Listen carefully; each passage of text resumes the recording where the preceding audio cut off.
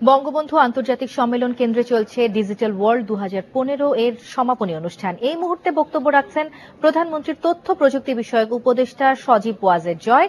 সরাসরি আমরা সেখানে চলে যাচ্ছি। আনন্দিত। আর এই ডিজিটাল ওয়ার্ল্ড এত সুন্দরভাবে হয়েছে, এত চমৎকারভাবে হয়েছে। এবার 26টি দেশের থেকে এখানে প্রতিনিধি এসেছেন, আইটি কোম্পানির প্রতিনিধিরা এসেছেন।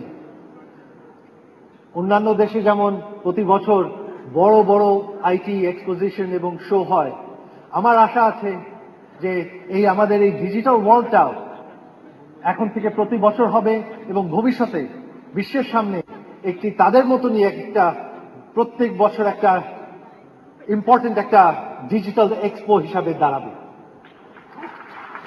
তার জন্য এই ডিজিটাল ওয়ার্ল্ডের সাফল্যের জন্য আমি বেসিস এবং আমাদের আইসিটি ডিভিশনকে তারা যে পরিশ্রম করে দিনরাত খেটে এটাকে সফল করেছে, তার জন্য আমার তাদের প্রতি আন্তরিক কৃতজ্ঞতা।